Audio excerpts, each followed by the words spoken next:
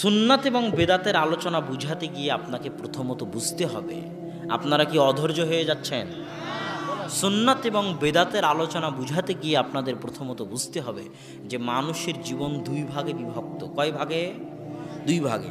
মানুষ যখন মসজিদে থাকে তখন একটা ভাগ, মানুষ যখন সালাত আদায় করে তখন একটা ভাগ, মানুষ যখন সিয়াম পালন করে তখন একটা ভাগ, মানুষ যখন হজ করে তখন একটা ভাব। যখন সালাত, সিয়াম, হজ, এই যে এখানে বক্তব্য শুনতে এসেছেন, এটা যখন শেষ হয়ে যাবে, বাইরে যখন যাবেন, ওটা হচ্ছে দুনিয়া। ওটাকে কি বলে? দুনিয়া। মসজিদ থেকে ফজরের সালাত পড়ে যখন বাইরে বের হবেন, ওটাকে কি বলে? দুনিয়া। একটা ইবাদতের জগৎ আর একটা দুনিয়ার জগৎ। মানুষের জীবন কয় ভাগে ভাগ? একটা দুনিয়া আর একটা ইবাদত, একটা ইবাদত আর একটা দুনিয়া। এবার বুঝেন, ইবাদতের জগতে হুকুমের নাম হচ্ছে সুন্নাত আর বেদাত। ইবাদতের জগতে হুকুমের নাম কি? আর দুনিয়ার জগতে হুকুমের নাম হচ্ছে হালাল আর হারাম। আপনি যদি আমাকে জিজ্ঞেস করেন যে হুজুর বা শায়েখ বা আব্দুল্লাহ ভাই, একসাথে হাত তুলে দোয়া করা কি হালাল না হারাম? প্রশ্নটা ঠিক হবে না। প্রশ্নটা কি হতে হবে বলেন? শ্রোতারা কি বুঝতে পারেননি আমার কথা? প্রশ্ন কি হতে হবে? একসাথে হাত তুলে দোয়া করা কি সুন্নাত না বেদাত? এটা প্রশ্ন হতে হবে। কেন? হালাল হারাম হচ্ছে দুনিয়ার সাথে সম্পৃক্ত। আপনি যদি আমাকে জিজ্ঞেস করেন যে আব্দুল্লাহ ভাই, মদ খাওয়া কি সুন্নাত না বেদাত, প্রশ্নটাই ঠিক হয়নি। কেননা মদ খাওয়া কিসের সাথে সম্পৃক্ত? দুনিয়ার সাথে সম্পৃক্ত। আর দুনিয়ার হুকুম কি? হালাল আর হারাম। আর ইবাদতের হুকুম কি? সুন্নাত আর বেদাত। এতটুকু বুঝা গেছে তো সবাই? এবার চলেন, ইবাদত হচ্ছে সুন্নাত বেদাত, দুনিয়া হচ্ছে হালাল আর হারাম। দুনিয়ার ক্ষেত্রে ইসলামের নিয়ম হচ্ছে, আল্লাহ এবং আল্লাহর রাসূলের নিয়ম হচ্ছে, মূলনীতি হচ্ছে যে দুনিয়ার জগতে যা কিছু আছে সবই হালাল। দুনিয়া এবং দুনিয়ার জগতে যা কিছু আছে সবই হালাল, শুধু অতটুকু হারাম যতটুকু আল্লাহ এবং আল্লাহ রাসূল হারাম করেছেন। এটা হলো মূলনীতি। আল আসলু আল হিল্লাহ, আসল হচ্ছে হালাল। হারাম প্রমাণ করতে হলে দলিল দিতে হবে। হারাম প্রমাণ করতে হলে কি দিতে হবে? দলিল দিতে হবে। যেমন আপনাকে একটা উদাহরণ দেই। আল্লাহ সুবহানাহু ওয়া তাআলা পবিত্র কোরআনে বলছে, হুররিমাত আলাইকুমুল মাইতাতু ওয়াদ দামু ওয়া লাহমুল খিনজির, তোমাদের জন্য হারাম করে দেওয়া হয়েছে রক্ত, মৃত জিনিস, শূকরের গোশত। আল্লাহ রাসূল হাদিসে বলছেন, তোমাদের জন্য হারাম করা হয়েছে যী মিখলাবিন, যী নাবিন ওয়া সিবা, যার থাবা আছে, থাবাওয়ালা প্রাণী, যার শিকারি দাঁত আছে, শিকারি দাঁতওয়ালা প্রাণী, কুকুর শ্রীগালের মতো, থাবাওয়ালা বলতে বাঘ সিংহের মতো, সেবা হিংস্র প্রাণীর গোশত খাওয়া হারাম। যারা খারাপ জিনিস খেয়ে বড় হয়, অপবিত্র জিনিস খেয়ে বড় হয়, জাল্লালা, যে সমস্ত মুরগি অপবিত্র জিনিস খেয়ে বড় হয়, তাদের গোশত খাওয়া হারাম। এইভাবে আল্লাহ রাসূল বলতেই থাকলেন। এখন কথা হচ্ছে, আল্লাহর রাসূল খাবারের মধ্যে যা হারাম করেছেন, আল্লাহ খাবারের মধ্যে যা হারাম করেছেন, তা বাদ দিয়ে কিয়ামত পর্যন্ত যত খাবার আবিষ্কার হবে সব খাবার কি হবে? হালাল হবে। এই যে আজকে যখন আমাদেরকে এখানে খাবার দেওয়া হলো, তখন অনেক খাবার আছে যে খাবারগুলো আল্লাহ রাসূল জীবনে কোনোদিন দেখেনি। যেমন আপনাদের বদলগাছির বিখ্যাত সন্দেশ, আল্লাহ রাসূল দেখেছে নাকি? হ্যাঁ? তো এইটা যে হালাল, এটার কোনো দলিল দিতে পারবেন? এটার কোনো দলিল নাই। এটার দলিল কি? আল্লাহ রাসূল এটাকে হারাম বলেননি। যা যা হারাম বলেছেন তার মধ্যে এটা নাই। তাহলে দুনিয়ার জগতে মূলনীতি হচ্ছে সবই কি? জোরে বলেন, সবই কি? শুধু হারাম কোনটা? যেটা আল্লাহ এবং আল্লাহ রাসূল কি করেছেন? হারাম করেছেন। যেমন ব্যবসার জগতে বহু কিছুকে আল্লাহ রাসূল হারাম করেছেন। ধোঁকা দিয়ে ব্যবসা করা হারাম, এইভাবে ব্যবসা করা হারাম, সুদি ব্যবসা করা হারাম। এখন এগুলো বাদ দিয়ে কিয়ামত পর্যন্ত যত ব্যবসা আবিষ্কার হবে সব কি হবে? আল্লাহ রাসূলের যুগে মোবাইলের ব্যবসা ছিল, এই প্যান্ডেল বানানোর ব্যবসা ছিল? একটাও ছিল না। তো এইগুলোর মধ্যে যদি আল্লাহ রাসূলের নিষেধাজ্ঞা প্রবেশ না করে, তাহলে সব কি হবে? হালাল হবে। কিয়ামত পর্যন্ত আরও যদি শত ব্যবসা আবিষ্কার হয়, সব ব্যবসা কি হবে? হালাল হবে। তাহলে আল আসলু আল হিল্লা। এবার ইবাদতের জগতে দুনিয়াটা বুঝা এসেছে তো সবার? আমি সবার কাছে শুনতে চাই, একটু বলেন তো বুঝতে পেরেছেন? এবার ইবাদতের জগতে সবই বেদাত। সবই কি? জোরে বলেন তো। জোরে বলেন সবই। শুধু অতটুকু সুন্নাত যতটুকু আল্লাহ এবং আল্লাহ রাসূল বলে গেছে। এবার বুঝা গেছে সবই কি বলেন তো? সবই বেদাত। শুধু কতটুকু সুন্নাত? যতটুকু আল্লাহ এবং আল্লাহ রাসূল বলে গেছেন ততটুকু সুন্নাত। কেন এই কথা? এই কথা এই জন্য যে মুহাম্মদ হচ্ছেন রাসূলুল্লাহ, আল্লাহ রাসূল সাল্লাল্লাহু আলাইহি ওয়াসাল্লাম। আর একজন রাসূলের দায়িত্ব হচ্ছে যা যা খারাপ কাজ, যা যা গুনাহের কাজ, সব খারাপ আর সব গুনাহের কাজ থেকে তিনি নিষেধ করে যাবেন, এটা তার দায়িত্ব। আর যা যা নেকির কাজ, যা যা কল্যাণের কাজ, যা যা ইবাদতের কাজ, প্রত্যেক নেকি ইবাদত কল্যাণের কাজ তিনি করে যাবেন বা দেখিয়ে যাবেন, এটা তার দায়িত্ব। এমন কোনো নেকির কাজ থাকতে পারেন না, এমন কোনো নেকির কাজ থাকতে পারে না যে নেকির কাজের কথা রাসূল বলে যাবেন না, তাহলে তিনি রাসূল নন। নাউজুবিল্লাহ। এমন কোনো নেকির কাজ যদি থাকে যেটা রাসূল বলে যাবেন না, তাহলে তিনি রাসূল নন, তার দায়িত্ব পালন করেননি, দায়িত্ব পালনে খেয়ানত করেছেন। এমন কোনো গুনাহের কাজ থাকতে পারে না যেই গুনাহের কাজ থেকে রাসূল নিষেধ করে যাবে না। যদি না করে থাকেন তাহলে তিনি রাসূল নন, দায়িত্ব পালনে খেয়ানত করেছেন। নাউজুবিল্লাহ। কথা কি বোঝা যাচ্ছে আমার? অতএব কোনো কাজকে যদি ইবাদত প্রমাণ করতে হয় তাহলে আগে দেখাতে হবে যে আল্লাহ রাসূল করে গেছেন।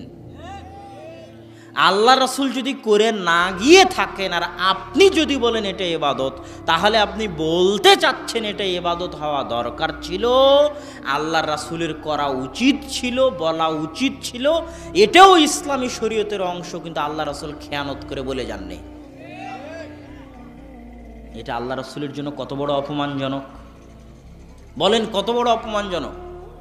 অনেক বড় অপমানজনক। এই জন্য কিয়ামতের মাঠে আল্লাহ রাসূল বলবেন সুহকান সুহকান সুহকান লিমান গায়্যারা বাদি।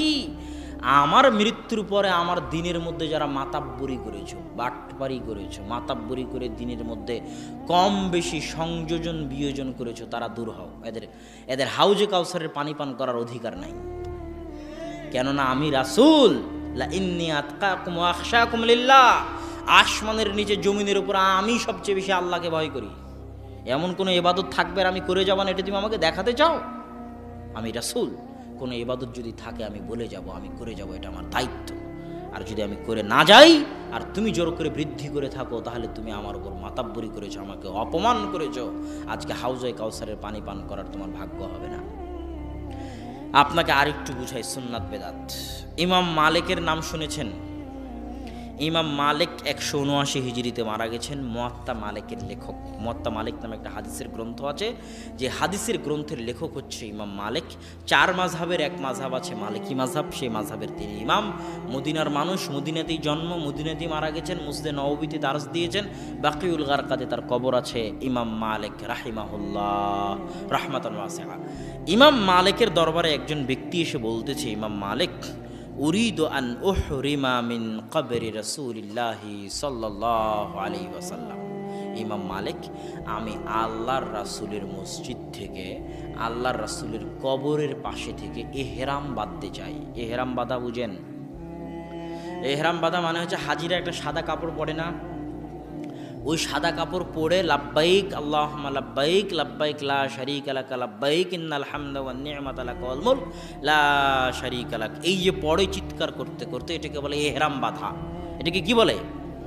ইহরাম শব্দের অর্থ হচ্ছে হালাল জিনিসকে হারাম করে নেওয়া। ইহরাম শব্দের শাব্দিক অর্থ হচ্ছে হারাম করে নেওয়া। কেন হারাম করে নেওয়া নাম? কেননা ইহরাম বাঁধলে অনেক হালাল কাজ কি হয়ে যায়? হারাম হয়ে যায়। স্ত্রীর সাথে সহবাস করা হালাল না হালাল নয়? হালাল। কিন্তু ইহরাম বাঁধলে ওটা কি হয়ে যায়? হারাম হয়ে যায়। নখ কাটা হালাল না হারাম? হারাম। কিন্তু ইহরাম বাঁধলে ওটা কি হয়ে যায়? হারাম হয়ে যায়। চুল কাটা হারাম না হালাল? হালাল। কিন্তু ইহরাম বাঁধলে ওটা কি হয়ে যায়? হারাম হয়ে যায়। তাহলে ইহরাম বাঁধা মানে হচ্ছে অনেক হালাল কাজকে নিজের উপর কি করে নেওয়া? হারাম করে নেওয়া। শিকার করা, গরু জবাই করা, ছাগল জবাই করা, কবুতর জবাই করা, তীর দিয়ে শিকার করা, এটা হালাল না হারাম? হালাল। কিন্তু ইহরাম বাঁধলে ওটা কি হয়ে যায়? হারাম হয়ে যায়। তাহলে ইহরাম মানে অনেক হালাল কাজকে নিজের উপর হারাম করে নেওয়া। এটা কিসের মাধ্যমে? ওই কাপড়টা পরিধান আর এই নিয়ত করার মাধ্যমে, যে লাব্বাইক আল্লাহুম্মা লাব্বাইক, এই লাব্বাইক ধ্বনি দেওয়ার মাধ্যমে এহরাম করা হয়। এখন কথা হচ্ছে, আল্লাহর রাসূল এহরাম বাঁধার জন্য প্রত্যেক দেশ ও জাতির নির্দিষ্ট জায়গা করে দিয়েছেন। যেমন এইটা যদি আমরা ধরি যে এটা হচ্ছে মদিনা, এটা কি বলেন তো? মনে মনে আপনারা ধরেন এটা কি মদিনা, কথা বলছেন না কেন? এটা কি মদিনা। এইটা হচ্ছে মক্কা। এই মদিনা থেকে মক্কা 10 কিলোমিটার দূরে একটা জায়গা আছে, তার নাম জুলহুলাইফা। কি নাম? জুলহুলাইফা। মদিনাবাসীর জন্য এবং যারা মদিনা দিয়ে অতিক্রম করবে তাদের এহরাম বাঁধার জায়গা হচ্ছে মদিনা থেকে 10 কিলোমিটার দক্ষিণে মক্কার দিকে জুলহুলাইফা নামক জায়গা তাদের এহরাম বাঁধার জায়গা। এখন এই ব্যক্তি ইমাম মালিককে বলতেছে, ইমাম মালিক, আমি মদিনার মসজিদে নববী থেকে আল্লাহর রাসূলের কবরের পাশে থেকে এহরাম বাঁধতে চাই। কথা কি বোঝা যায়? তখন ইমাম মালিক বলতেছে, আখশা আন তাকা ফিল ফিতনাহ, আমি ভয় পাচ্ছি যে তুমি ফিতনার মধ্যে পতিত হয়ে যাবে। তখন ওই ব্যক্তি বলতেছে, আজীব কথা, আইয়ু ফিতনাতিন হাজিহি, আপনি এমন কিসের ফিতনার কথা বলতেছেন? আমি যদি জুলহুলাইফা পার হয়ে চলে যেতাম তাহলে না হয় ফিতনা হলো বুঝতাম। শাহজালালে হজ ক্যাম্প আছে জানেন? শাহজালাল বিমানবন্দরে, কথা বলেন না কেন? সব হাজিরা দেখবেন ওখান থেকে এহরাম বাঁধে, সব হাজি ওখান থেকে বলবে লাব্বাইক আল্লাহুম্মা লাব্বাইক, সবাই কাপড় পরে নিবে। কোনো হাজিকে যদি আপনি বলেন, বাবারে তোমার এহরাম বাঁধার জায়গা হচ্ছে ইয়ালামলাম, কথা বুঝতে পারতেছেন? তখন ওই হাজি বলবে যে তুমি কি উল্টাপাল্টা কথা বলো, আমি যদি ইয়ালামলাম পার হয়ে যেতাম তাহলে নয় একটা সমস্যা ছিল বুঝলাম, আমি তো ইয়ালামলামের কয়েক হাজার কিলোমিটার আগে ঢাকায় বসে এহরাম বাঁধতেছি, এর মধ্যে আবার ফিতনা কি? এই এর মধ্যে ফিতনা কি রে? হ্যাঁ, করবে না করবে না? ইমাম মালিককে ওই ব্যক্তি বলতেছে, আপনি কিসের ফিতনার কথা বলেন? আমি যদি জুলহুলাইফা পার হয়ে চলে যেতাম তাহলে একটা কথা ছিল, আমি তো আগে, তাও আবার মসজিদে নববী, তাও আবার আল্লাহ রাসূলের কবরের পাশে থেকে এহরাম বাঁধতেছি। তখন ইমাম মালিকের এই কথাটা মনে রাখবেন মরা পর্যন্ত। আইয়ু ফিতনাতিন আ'যামু মিন হাযিহি সাবাকতা ইলা ফাজিলাতিন কাসারা আনহা রাসূলুল্লাহ সাল্লাল্লাহু আলাইহি ওয়াসাল্লাম। হে আল্লাহর বান্দারা, এর চেয়ে বড় ফিতনা দুনিয়াতে আর হতে পারে না যে ইবাদতের জগতে তুমি এমন কোনো কাজ করতে যাবা, এমন কোনো ফজিলতের দিকে এগিয়ে যাবা, যেই ফজিলতের উপরে, যেই কাজের উপরে, যে আমলের উপরে মুহাম্মদ সাল্লাল্লাহু আলাইহি ওয়াসাল্লামের সিল মোহর নাই। এর চেয়ে বড় ফিতনা দুনিয়াতে হতে পারে না। কোনো কাজ তখনই ইবাদত হিসেবে ভ্যালু বলে গ্রহণযোগ্য হবে যখন তার উপর কার সিলমোহর থাকবে? মুহাম্মদ সাল্লাল্লাহু আলাইহি ওয়াসাল্লামের সিলমোহর থাকবে, যে ক্বালা রাসূলুল্লাহ আও ফাআলা রাসূলুল্লাহ, আল্লাহ রাসূল বলেছেন বা আল্লাহ রাসূল করেছেন। যদি এই সিলমোহর না থাকে আর তুমি করতে যাও ফজিলত বলে, তো এর চাইতে বড় ফিতনা দুনিয়াতে আর হতে পারে না। সম্মানিত উপস্থিতি, এখানে আপনাদের একটা কথা বলি উদাহরণ হিসেবে। জুমার দিন ছিল না কয়েকদিন আগে? জুমার দিনে আপনারা জুমার সময় কয় রাকাত সালাত আদায় করেন? কয় রাকাত? আর ওই জোহরের সালাত কয় রাকাত আদায় করেন ওই সময়? এখন কথার কথা, সারা পৃথিবীর সব আলেম ওলামা, সব হুজুর মিলে এক জায়গায় বসে ইজমা হিসেবে সিদ্ধান্ত নিল যে সালাত আদায় করা যেহেতু ভালো কাজ, সেহেতু জুমার দিন আমরা জোহরের মতো 4 রাকাতই আদায় করব। কথা বুঝতে পারলেন? তো যদি সিদ্ধান্ত নেয় সব আলেম মিলে, সারা বাংলাদেশ, ভারত, পাকিস্তান, সৌদি, কুয়েত, কাতার, বাহরাইন, সব আলেম মিলে যদি সিদ্ধান্ত নেয়, আর জুমার সালাতে যদি কেউ ওই সিদ্ধান্তের কারণে একটা সিজদাও বেশি করে, তো ওই একটা সিজদার নাম কি হবে? ওই একটা সিজদার নাম কি হবে? বেদাত। আর এই বেদাত জান্নাতে নিয়ে যাওয়া বহু দূরের কথা, কোথায় নিয়ে যাবে? জাহান্নামে নিয়ে যাবে। এখানে আপনাকে আর একটা কথা বলি, আর একটা উদাহরণ দিই। এ ভাই তুমি বন্ধ করো। এখানে আর একটা কথা বলি, নামাজের পরে একসাথে হাত তুলে দোয়া করা আছে না? আছে না নাই? সেটাকে বাংলাদেশে কি বলা হয়? মোনাজাত করা। কি বলা হয়? মোনাজাত করা।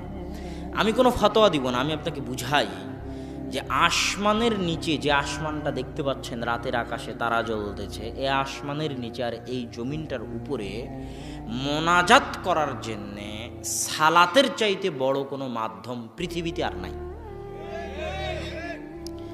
সারা আলাইহা সালাতু ওয়াস সালাম যখন বিপদে পড়লেন, জালেম বাদশা যখন তার সাথে খারাপ ব্যবহার করতে চাইল, তখন তিনি আল্লাহর সাথে মোনাজাত করতে চাইলেন, আল্লাহর কাছে মোনাজাত করতে চাইলেন।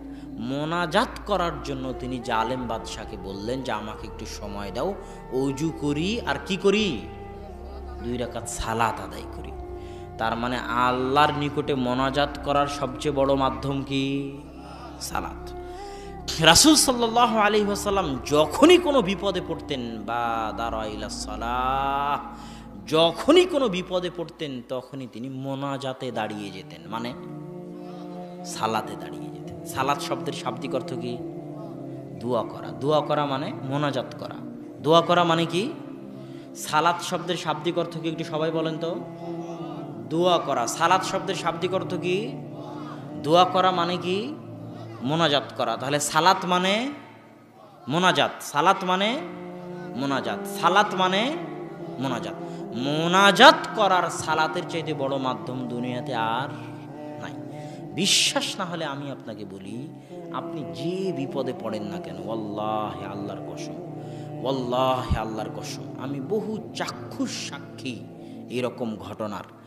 যে কোনো বিপদে পড়েন না কেন, বিপদে পড়া মাত্রই ওই এমপি, মন্ত্রী, চেয়ারম্যানকে ফোন করার দরকার নাই। আপনার ছেলে অ্যাক্সিডেন্ট করেছে, রাজশাহী মেডিকেলে আছে, আপনি এখান থেকে 2-3 ঘন্টা সফর করে রাজশাহী মেডিকেলে যাবেন, তারপরে ওখানে গিয়ে দেখবেন কি হচ্ছে। তার আগে বাড়িতে বসে আল্লাহকে বলেন, আল্লাহ আমার ছেলে মেডিকেলে আছে, তুমি হেফাজত করিও।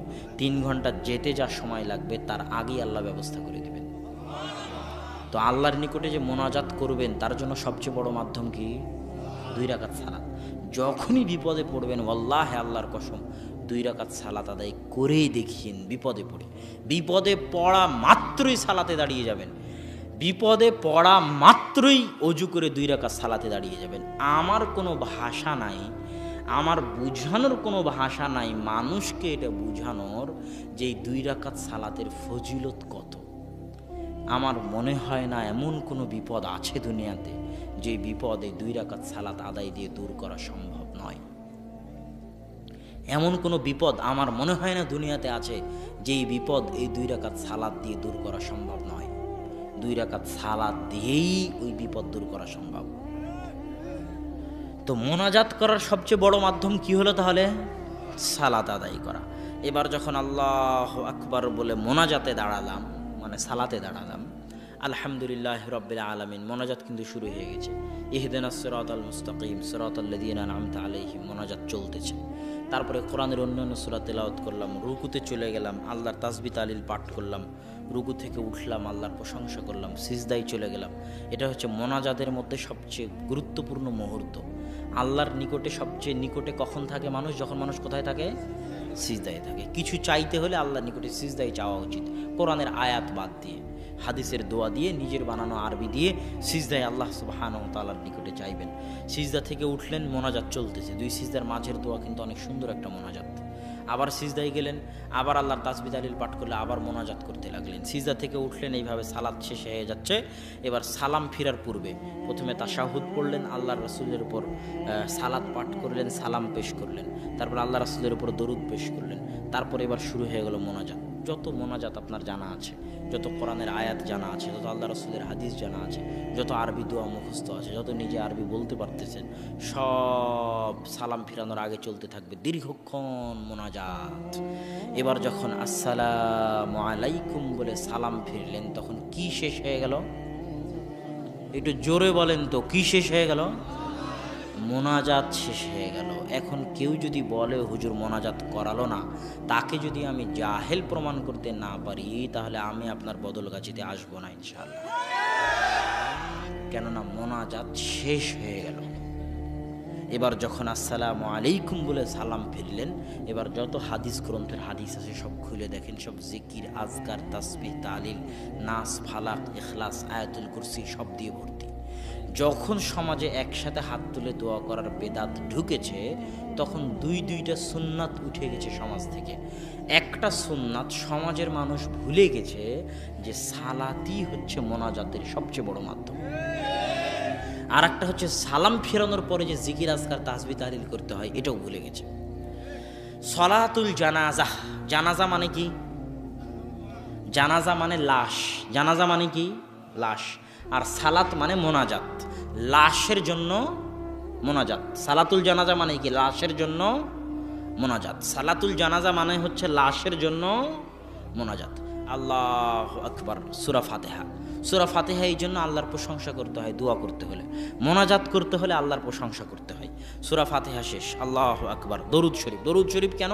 আল্লাহর প্রশংসার পরে মোনাজাত করতে হলে দরুদ পড়তে হয়। মোনাজাত করতে হলে আল্লাহর প্রশংসার পরে কি পড়তে হয়? দরুদ পড়তে হয়। আল্লাহু আকবার। তৃতীয় তাকবীর। এবার শুরু হলো আল্লাহুম্মা গফির লাহু ওয়ারহামহু ওয়াফি আফু আনহু আল্লাহুম্মা গফির লিহাইয়িনা ওয়া মাইয়িতিনা। মোনাজাত শুরু হয়ে গেল। কি শুরু হয়ে গেল?